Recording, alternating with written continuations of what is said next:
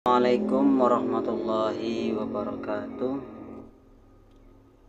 Sombong adalah menolak kebenaran dan meremehkan manusia. Kita tahu bahwasanya iblis diturunkan dari Allah Subhanahu wa taala karena mereka sombong kepada Allah Subhanahu wa taala ketika Allah menyuruh menghormat Nabi Adam. Iblis berkata, saya lebih baik daripada Adam. Dia diciptakan dari tanah, sedangkan aku diciptakan dari api. Karena itu Allah SWT membenci sifat sombong. Juga sifat sombong dapat membekukan hati dan menolak kebenaran yang diterima. Bahkan lebih parahnya lagi, dimasukkan oleh Allah SWT ke api neraka. Na'udzubillah. Kita bisa lihat teks Arabnya di sini. Menurut beliau, ketahuilah bahwa seorang tidak sombong, melainkan karena ia merasa bahwa dirinya memiliki sifat yang sempurna, baik itu di dalam agama ataupun dunianya. Menurut Imam Nawawi, ada 7 sebab kesombongan. Pertama yaitu mempunyai ilmu, dan ini sangat riskan terhadap ulama, ahli fisika, ahli yang lain, yang mana mereka lebih memahami dari suatu bidang tersebut. Makanya niatkan kembali kalau kita mencari ilmu, yaitu lillahi ta'ala, karena Allah ta'ala, ataupun kita menyebarkan ilmu karena Allah subhanahu wa ta'ala. Yang kedua adalah penyebab dari kesombongan, yaitu amal dan ibadah. Seseorang yang ahli ibadah sangat riskan sekali dalam kesombongan. Oleh karena itu, minimal kita harus mengerti sebab-sebab sombong tersebut, sehingga kita nantinya ibadah itu tidak menimbulkan kesombongan terhadap Allah Subhanahu wa taala, bahkan meremehkan manusia yang lain. Na'udzubillah. Yang ketiga adalah nasab atau keturunan.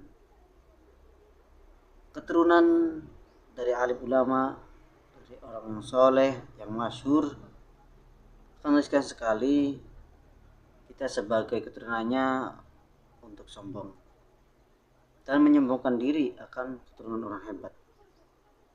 Makanya untuk rekan-rekan semuanya yang sesama muslim, begitu dari silsilah yang baik, yang mulia, ingat pesan Imam Nawawi bahwa nasab bisa membuat seseorang menjadi sombong. Yang keempat adalah ketampanan atau kecantikan. Biasanya ini terjadi terhadap wanita-wanita, apalagi wanita tersebut memiliki paras yang cantik. Yang ditakutkan adalah menghina sama wanita yang jelek. Selanjutnya yaitu harta atau kekayaan. Kekayaan merupakan anugerah dari Allah SWT yang harusnya dipakai untuk beribadah kepada Allah SWT, bukan malah meremehkan terhadap fakir dan miskin, bahkan menghina. Karena dengan harta jam sekarang hukum bisa dibeli.